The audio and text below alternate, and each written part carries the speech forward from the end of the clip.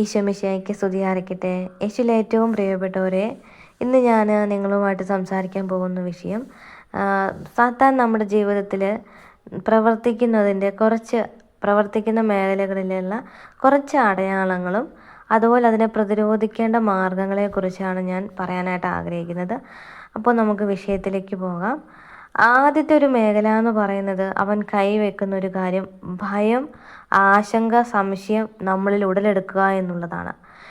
നിങ്ങൾ ഏതെങ്കിലും വലിയൊരു കാര്യത്തിന് വേണ്ടി ഒരുങ്ങുകയാണെങ്കിൽ പെട്ടെന്ന് നിങ്ങൾക്കൊരു ഭയം തോന്നുക, ഇത് ചെയ്താൽ ശരിയാവുമോ, പിന്നീട് മുമ്പോട്ട് വെച്ച കാലം പുറകോട്ട് വെക്കുന്നൊരവസ്ഥ ഉണ്ടാകുന്നു. അതുപോലെ ഭയം, എന്തിനേയും പേടി, മുറിയിൽ നിന്ന് പുറത്തിറങ്ങാൻ പേടി, മനുഷ്യരോട് സംസാരിക്കാൻ പേടി, ഇരുട്ടിനെ പേടി, സാഹചര്യങ്ങളെ പേടി, അല്ലേ? അപ്പോൾ ഭയം എന്ന് പറയുന്നത് നിങ്ങളുടെ ജീവിതത്തിലുണ്ടെങ്കിൽ അത് മാറ്റി അതിനെ നമ്മൾ സ്നേഹത്തോടെ വിശ്വാസത്തോടെ മാറ്റിയെടുക്കാനായിട്ട് ശ്രദ്ധിക്കുക. അതുപോലെ ആശങ്ക ഉണ്ടാക്കിയെടുക്കുക, അല്ലേ? ആശങ്ക, ഇത് നടക്കുമോ, പിന്നെ നമ്മളത് വിടും. നടക്കില്ല എന്നൊരു തോന്നൽ നമ്മുടെ ഹൃദയത്തിലുണ്ടാകും. പിന്നീടുള്ള സംശയം എന്ത് കാര്യം ചെയ്യുമ്പോഴും നമുക്ക് വളരെ സംശയമാണ്, പ്രാർത്ഥിക്കുമ്പോഴും നമുക്ക് സംശയമാണ്. എല്ലാ കാര്യത്തിലും നമുക്ക് സംശയം തോന്നുന്നുണ്ടെങ്കിൽ നിങ്ങൾ ചിന്തിച്ചു കൊള്ളുക, ഇത് ദൈവികമല്ല. രണ്ടാമതായിട്ട് പാപത്തിലേക്ക് ആകർഷിക്കുക എന്നുള്ളതാണ്. പെട്ടെന്ന് നമ്മൾ പാപത്തിലേക്ക് കൊണ്ടുപോകുന്നു, അക്രമാസക്തരാകുന്നു, മറ്റുള്ളവരെ കുറ്റം വിധിക്കുന്നു, അല്ലേ? പെട്ടെന്ന് സ്വഭാവം മാറുന്ന ഒരുപാട് വ്യക്തികളെ നമുക്ക് കാണാനായിട്ട് പറ്റുന്നുണ്ട്. അതുപോലെ തന്നെ കൊലപാതകങ്ങൾ, പരദൂഷണങ്ങൾ, വ്യഭിചാരമായിട്ടുള്ള മറ്റു മേഖലകളിലേക്ക്, വലിയ പാപങ്ങളിലേക്ക് നമ്മൾ പോകുന്നു. അപ്പോൾ എൻ്റെ പ്രിയപ്പെട്ടവരെ, ഈ പാപത്തിൻ്റെ മേഖലയെക്കുറിച്ച് കൂടുതലായിട്ട് ഞാൻ പറയുന്നില്ല, അത് നിങ്ങൾക്കൊക്കെ കേൾവിയുള്ളൊരു മേഖലയാണ്. അപ്പോൾ അതുകൊണ്ട് വളരെ ശ്രദ്ധയായിട്ടിരിക്കുക. പാപത്തിലേക്ക് നമ്മളെ നയിക്കുന്ന എല്ലാ കാര്യങ്ങളും ചെയ്തു തരുന്നത് ഈ പറഞ്ഞ ആൾ തന്നെയാണ് കേട്ടോ. നമുക്ക് മൂന്നാമതായിട്ട് വചനം നമ്മുടെ ഹൃദയത്തിൽ നിന്ന് എടുത്തു കളയുക. വചനത്തോട് നമുക്ക് വളരെയധികം വെറുപ്പ് തോന്നുക, വിശുദ്ധ ഗ്രന്ഥത്തോട് വെറുപ്പ് തോന്നുക. അപ്പോൾ ഈ വഴിയരികിൽ വീണ വിത്ത് പോലെയാണ് നമ്മുടെ ഹൃദയം. നമ്മൾ വചനം ഗ്രഹിക്കാൻ ആഗ്രഹിക്കുന്നവരാണെങ്കിലും നമ്മുടെ ഉള്ളിലേക്ക് ചിലപ്പോൾ ഒരു ദൈവവചനം ഒരു പ്രത്യേക സാഹചര്യം നമ്മൾ കേട്ടെങ്കിൽ പോലും നമുക്കത് മനസ്സിലാക്കാനായിട്ട് പറ്റുന്നില്ല, അല്ലെങ്കിൽ നമ്മളത് ഹൃദയത്തിലേക്ക് കടന്നു ചെല്ലുന്നില്ല. നമുക്ക് ഒരു വളരെയധികം ഒരു എന്താ പറയുക, മനസ്സിലാവാത്ത ഒരു മേഖലയായിട്ട് വചനം മാറുന്നു. അപ്പോൾ അങ്ങനെ നമുക്ക് തോന്നുകയാണ്, എനിക്കിത് പറ്റത്തില്ല, വചനം പഠിക്കണ്ട, വചനം വായിക്കണ്ട എന്നൊരു ചിന്താരീതി തോന്നുന്നു. അതുപോലെ പ്രാർത്ഥിക്കാനായിട്ട് നമുക്ക് സമയം കണ്ടെത്താൻ പറ്റുന്നില്ല. ആ പ്രാർത്ഥനാ ജീവിതത്തിൽ വളരെയധികം നമ്മൾ പിന്നോക്കം നിൽക്കുന്നു. വിശുദ്ധ ബലിയിൽ പങ്കെടുക്കാൻ പറ്റുന്നില്ല. ഇതിന് പ്രത്യേകം ഒരു ഉദാഹരണം പറയുവാണെങ്കിൽ, പ്രാർത്ഥിച്ചുകൊണ്ടിരുന്ന ഒരു വ്യക്തി പെട്ടെന്നൊരു ദിവസം ഇതെല്ലാം ഇട്ടെറിഞ്ഞിട്ട് പോവാണ്.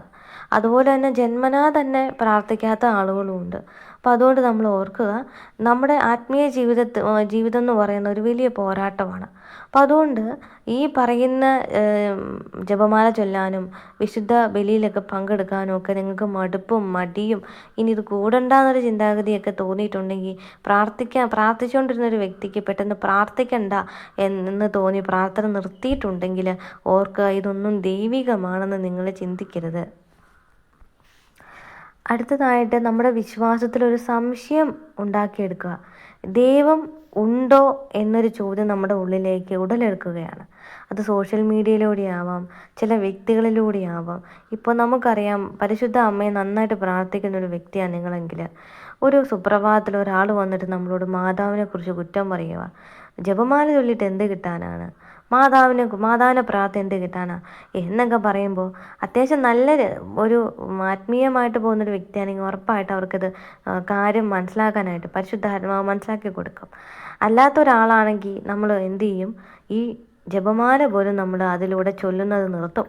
അപ്പോൾ അതുപോലെ ബൈബിള് വായിക്കുന്നത്, ആത്മീയ കാര്യങ്ങളിലേക്ക് ശ്രദ്ധ ചെലുത്തിയിരുന്ന ഒരാൾ പെട്ടെന്ന് അതൊക്കെ സ്റ്റോപ്പ് ചെയ്യുന്നു. ഈ പറഞ്ഞ യേശുവിൽ വിശ്വസിച്ച ഒരാൾ അതിൽ നിന്നും മാറുന്നു. അപ്പോൾ ഇങ്ങനെ വിഗ്രഹാരാധനയിലേക്ക് പോകുന്നു. ഇങ്ങനെയുള്ള കാര്യങ്ങൾ, യേശുവിനെക്കുറിച്ചും പരിശുദ്ധ അമ്മയെക്കുറിച്ചും തിരുസഭയെക്കുറിച്ചൊക്കെ നമ്മുടെ ഉള്ളിലേക്ക് തെറ്റായിട്ടുള്ള ധാരണകൾ തരുന്ന ഒരു സാഹചര്യത്തിലൂടെ നിങ്ങൾ കടന്നു പോകുന്നുണ്ടെങ്കിൽ അത് ഉറപ്പായിട്ടും നിങ്ങൾ ചിന്തിക്കുക, അത് ദൈവികമല്ല. അടുത്തത് ദുഃഖവും നിരാശയുമാണ്. ഒരു കാരണവും കാര്യവുമില്ലാതെ നിരാശപ്പെടുക. നിങ്ങൾ കുമ്പസാരിച്ച് പാപമോചനം നേടിയൊരു വിഷയമാണെങ്കിൽ ആ വിഷയം പിന്നെയും പിന്നെയും പിന്നെയും നിങ്ങളുടെ ഹൃദയത്തിലേക്ക് എടുത്തിട്ടിട്ട് നിങ്ങൾ വളരെയധികം ചില വ്യക്തികൾ ടോർച്ചർ ചെയ്യുന്നു. പ്രിയപ്പെട്ടവരെ, ഇത് നിങ്ങൾ ശ്രദ്ധിക്കണം. ചില സാഹചര്യങ്ങളിൽ ഞാനും അത്തരത്തിലൂടെ കടന്നു പോയിട്ടുണ്ട്. ഒരു കാരണവും കാര്യവും ഇല്ലാതെ ദുഃഖിക്കുകയാണ്. പെട്ടെന്നിങ്ങനെ നമ്മൾ വളരെ സൈലൻ്റ് ആയിട്ടിരിക്കുന്ന സമയത്ത് പ്രത്യേകം ഓർക്കണം, ഈ ഒറ്റപ്പെട്ട് കഴിയുന്ന വ്യക്തികളുണ്ടല്ലോ, എല്ലാവരും ഒറ്റപ്പെട്ട് കഴിയുന്ന പ്രാർത്ഥിക്കുന്ന വ്യക്തികൾക്കാണ് ഇത്തരം ദുഃഖവും നിരാശയും പെട്ടെന്ന് ഹേർട്ട് ചെയ്യുന്നത്. കാരണം അവർക്ക് സംസാരിക്കാൻ ആരും ഉണ്ടാവില്ല, ദൈവത്തോടായിരിക്കും അവർ കൂടുതൽ കമ്മ്യൂണിക്കേറ്റ് ചെയ്യുന്നത്. അപ്പോൾ എന്തുകൊണ്ടാണ് ഈ ദുഃഖവും നിരാശയും നമുക്ക് തരുന്നത്? നമ്മൾ ദൈവവുമായിട്ട് കൂടുതൽ ആത്മബന്ധം പുലർത്താതെ ഇരിക്കാൻ വേണ്ടിയിട്ടാണ് ഈ നിരാശയിലേക്കും ദുഃഖത്തിലേക്കും നമ്മളെ അവൻ കൊണ്ടുവന്നെത്തിക്കുന്നത്. അതുകൊണ്ട് ഈ മേഖല വളരെയധികം ശ്രദ്ധിച്ച് കൈകാര്യം ചെയ്യേണ്ട ഒരു മേഖലയാണ്. കാരണം നമുക്കറിയാം, ഈ നിരാശ നമ്മുടെ ആത്മഹത്യയിലേക്ക് നയിക്കും. അപ്പോൾ പല വ്യക്തികളും ഇന്ന് ആത്മഹത്യ ചെയ്യുന്നതിൻ്റെ പ്രധാന കാരണം നിരാശപ്പെട്ടു പോകുന്നു. അതായത് നമുക്കറിയാം, മനസ്സ് തളർന്നു പോകുന്നൊരു സിറ്റുവേഷനാണ്. എന്നെ ഒന്നിനും കൊള്ളില്ല, അല്ലെ, എന്നെക്കൊണ്ട് ഇനി ഒന്നിനും പ്രയോജനമില്ല. അപ്പം നമുക്ക് തന്നെ ഇങ്ങനെ ഒരുപാട് പേര് നമുക്ക് ചുറ്റും നിന്ന് നമ്മുടെ ബന്ധുക്കളും പ്രിയപ്പെട്ടവരൊക്കെ കുറ്റപ്പെടുത്തുമ്പോഴൊക്കെ വളരെ നിരാശ തോന്നാറുണ്ട്, നമ്മളെക്കൊണ്ട് ഇനി ഒന്നിനും കൊള്ളത്തില്ല എന്ന് ഓർത്തിട്ട്. അതുപോലെ പ്രാർത്ഥിക്കുമ്പോഴാണെങ്കിൽ നമുക്ക് തോന്നാറുണ്ട്, എന്നെക്കൊണ്ട് പ്രാർത്ഥിക്കാൻ പോലും ഒന്നിനും കൊള്ളത്തില്ല. അപ്പോൾ നമുക്ക് നമ്മളെക്കുറിച്ച് തന്നെ ഒരു കുറ്റബോധം തോന്നുക. അപ്പോൾ ആ ഒരു മേഖല വളരെ ശ്രദ്ധിച്ച് കൈകാര്യം ചെയ്ത് അതിനെ നിങ്ങൾ പ്രാർത്ഥനയിലൂടെ തന്നെ മാറ്റിയെടുക്കാനായിട്ട് ശ്രദ്ധിക്കുക. ആവശ്യമില്ലാത്ത ദുഃഖവും നിരാശയും ഒന്നും വേണ്ട. സങ്കടപ്പെടേണ്ട എന്നല്ല, സങ്കടപ്പെടണം. ചില മേഖലകളിൽ നമുക്കറിയാം, നമ്മുടെ കൺമുമ്പിൽ തന്നെ നമുക്ക് സങ്കടപ്പെടാനുള്ള ഒത്തിരി കാരണങ്ങൾ നമ്മൾ കാണാറുണ്ട്. പക്ഷെ അതല്ല ഞാൻ ഉദ്ദേശിക്കുന്നത്. പെട്ടെന്ന് നമ്മൾ ഒറ്റയ്ക്കിരിക്കുമ്പോൾ പെട്ടെന്നൊരു തോന്നൽ നമ്മുടെ ഉള്ളിൽ വരുന്നു, അത് പെട്ടെന്ന് നമ്മളെ സങ്കടത്തിലേക്ക് നയിക്കുന്നു, അത് പിന്നെ നിരാശയിലേക്ക് കൊണ്ടുപോകുന്നു, അത് ആത്മഹത്യയിലേക്ക് നമ്മൾ നയിക്കുന്നു. ഈ മേഖലകളുള്ളവർ പ്രാർത്ഥിച്ച് വളരെയധികം ശ്രദ്ധയോടെ മുന്നോട്ട് പോവുക. അടുത്തത് ഭ്രമമാണ്. ഭ്രമവും വ്യാജ വാഗ്ദാനങ്ങളും. ഈ ഭ്രമം നമുക്കറിയാം, സ്വർണത്തോടും പണത്തോടും മറ്റുള്ള ലൗകിക കാര്യങ്ങളോടൊക്കെ ഒരു പ്രത്യേകമായിട്ടുള്ള ഇഷ്ടം, ഫുഡിനോട് പ്രത്യേകമായിട്ടുള്ള ഇഷ്ടം, ഇതിനു വേണ്ടി മാത്രം ജീവിക്കുന്ന, മറ്റുള്ളവർ കാണണമെന്ന് ആഗ്രഹിച്ച് സ്വന്തം ശരീരത്തെ അലങ്കരിച്ച് നടക്കുന്ന കുറേ ആളുകളുണ്ട്. അപ്പോൾ ഇങ്ങനെ ആഭരണത്തോടും വസ്ത്രത്തോടും ഒക്കെ ഫുഡിനോടും ഒക്കെ ഭ്രമം തോന്നുന്നത് അതൊരു പൈശാചികതയാണ്. അടുത്തതായിട്ട് ഞാൻ പറയാൻ ആഗ്രഹിച്ചൊരു വിഷയം എന്ന് പറയുന്നത് വ്യാജ വാഗ്ദാനങ്ങളാണ്. നമുക്കറിയുന്ന സുവിശേഷ മേഖലയിൽ കൂടുതലായിട്ടും വ്യാജ വാഗ്ദാനങ്ങളാണ്. അപ്പോൾ അവർ അത് ചെയ്തു തരാം, ഇത് ചെയ്തു തരാം എന്നൊക്കെ പറഞ്ഞ് ഒരുപാട് തട്ടിപ്പുകൾ നടത്തുന്ന ഒത്തിരി ആൾക്കാരുണ്ട്. ഒത്തിരി ധ്യാന കേന്ദ്രങ്ങളുണ്ട് കേട്ടോ. പൈസ കൊണ്ടും ഒക്കെ ജീവിക്കുന്ന ഒരുപാട് പാസ്റ്റർമാരും ഒരുപാട് സുവിശേഷകരും ഉണ്ട്. അപ്പം അതുകൊണ്ട് വ്യാജ മേഖലയിൽ എന്ത് കാര്യം നടന്നാലും അവിടെ അത്ഭുതമുണ്ട്, ഇവിടെ അത്ഭുതം ഉണ്ടെന്ന് പറഞ്ഞാലും നിങ്ങൾ ഓടാതെ ഇരിക്കുക.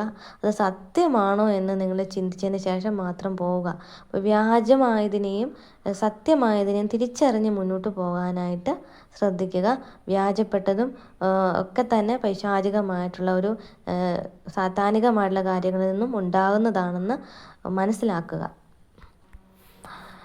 അടുത്തതായിട്ടുള്ളത് നമ്മുടെ മനസ്സിനെ തളർത്തി കളയുന്ന വിഷയങ്ങളാണ്. മനസ്സിനെ തളർത്തുക. ഒരു ചെറിയ കാര്യം കൊണ്ട് പോലും നമ്മളെ മാനസികമായിട്ട് അങ്ങോട്ട് തളർത്തി കളയും. ഒരു കാര്യവും കാരണം ഉണ്ടാവില്ല.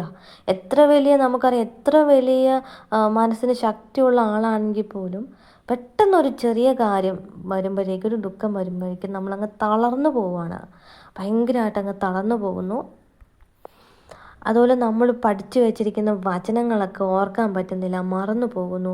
അതുപോലെ ബൈബിള് പഠിക്കാൻ പറ്റുന്നില്ല, വായിക്കാൻ പറ്റുന്നില്ല. പ്രാർത്ഥന നമ്മൾ പൂർണ്ണമായിട്ട് ഒഴിവാക്കുന്നു.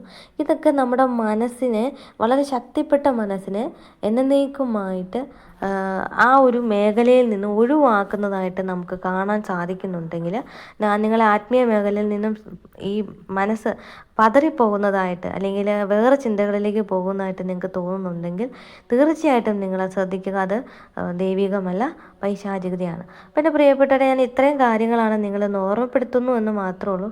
ഇനി നമുക്ക് എങ്ങനെ ഈ മേഖലയെ പ്രതിരോധിക്കാം എന്നും കൂടി നോക്കാം. ആദ്യമായിട്ട് നമ്മൾ ചെയ്യേണ്ടത് വിശ്വാസത്തെ ശക്തിപ്പെടുത്തുക എന്നുള്ളതാണ്. അപ്പോൾ നമ്മൾ ദൈവത്തിൽ ഉറച്ച് വിശ്വസിക്കുക. ഇതാണ് ഒന്നാമത്തെ കാര്യം. രണ്ടാമതായിട്ട് നമുക്കറിയാം, വചനമാകുന്ന വാൾ ധരിക്കുക. വചനം ഓർത്ത് എടുക്കുക, അതായത് പഠിക്കുക, വചനം നിരന്തരം പറയാനും പ്രാർത്ഥിക്കാനുമായിട്ട് ശ്രദ്ധിക്കുക. മൂന്നാമതായിട്ട് പ്രാർത്ഥനയും ധ്യാനവുമാണ്. നിരന്തരം നമ്മൾ പ്രാർത്ഥിക്കുക, ഒരു ദിവസം പോലും പരമാവധി മുടങ്ങാതെ പ്രാർത്ഥിക്കാനായിട്ട് ശ്രദ്ധിക്കുക. പിന്നെ അടുത്തതായിട്ട് ധ്യാനമാണ്. പരമാവധി നമ്മൾ ഡെലിവറൻസ് കിട്ടേണ്ട വ്യക്തികളാണെങ്കിൽ ധ്യാനത്തിൽ പങ്കെടുക്കാനായിട്ട് ശ്രദ്ധിക്കുക. അടുത്തതായിട്ട് പാപമായിട്ടുള്ള എല്ലാ മേഖലകളെയും ഒഴിവാക്കുക. വിശുദ്ധിയിലുള്ള ജീവിതത്തെ നിങ്ങൾ സ്നേഹിക്കുക. പ്രിയപ്പെട്ടവരെ, നമുക്ക് പ്രാർത്ഥനയിലൂടെയും വിശ്വാസത്തിലൂടെയും വചനത്തിലൂടെയും സാത്താനെ പ്രതിരോധിക്കാനായിട്ട് സാധിക്കും. സാത്താൻ നമ്മളെ ഉപദ്രവിക്കും എന്നുള്ളതിനുള്ള ഉറപ്പായിട്ടുള്ള ഒരുപാട് കാര്യങ്ങളെക്കുറിച്ച് കർത്താവ് പറഞ്ഞിട്ടുണ്ട്. അങ്ങനെ ഒത്തിരി പൈശാചിക ശക്തികളെ പുറത്താക്കുകയും ചെയ്ത ഒരാളാണ് നമ്മുടെ യേശു കർത്താവ്. അതുകൊണ്ട് എൻ്റെ പ്രിയപ്പെട്ട ദൈവമക്കളെ, നിങ്ങളുടെ ജീവിതത്തിലെ പാപമേഖലകളെ നിങ്ങൾ ഓരോന്നായിട്ട് ഒഴിവാക്കി വിശുദ്ധിയോടും സത്യത്തോടും മാത്രമായി ജീവിക്കാനായിട്ട് നിങ്ങൾ പ്രാർത്ഥനയോടുകൂടി ശ്രമിക്കുമ്പോൾ നിങ്ങളുടെ ജീവിതത്തിൽ നിന്നും പൂർണ്ണമായിട്ടും പൈശാചിക മേഖലകളെ തുരത്താനായിട്ട് സാധിക്കും. ഞാൻ ഇന്നീ പറഞ്ഞ ഓരോ കാര്യങ്ങൾ കേട്ട് പേടിക്കാനോ ഭയപ്പെടാനോ ഒന്നും നമുക്ക് അതിൻ്റെ ഒന്നും ആവശ്യമില്ല. നമ്മളൊന്ന് ആത്മശോധന ചെയ്യുക, തെറ്റായിട്ടുള്ള കാര്യങ്ങളിൽ നിന്ന് ഒഴിഞ്ഞു നിൽക്കുക, സത്യം മാത്രം കാണാനും കേൾക്കാനുമുള്ള ഹൃദയവും ചെയ്യാനുമുള്ള മനസ്സും ദൈവത്തിൽ നിന്നും ചോദിച്ചു മേടിക്കാനായിട്ട് ശ്രദ്ധിക്കുക. എൻ്റെ ഈ ചാനൽ ആദ്യമായിട്ടാണ് നിങ്ങൾ കാണുന്നതെങ്കിൽ സബ്സ്ക്രൈബ് ചെയ്യാനും ഷെയർ ചെയ്യാനും നിങ്ങളുടെ അഭിപ്രായങ്ങൾ കമൻറ്റ് ബോക്സിൽ രേഖപ്പെടുത്താനും ലൈക്ക് ചെയ്യാനും മറക്കരുത്. ദൈവം നിങ്ങളെ സമൃദ്ധമായിട്ട് അനുഗ്രഹിക്കട്ടെ.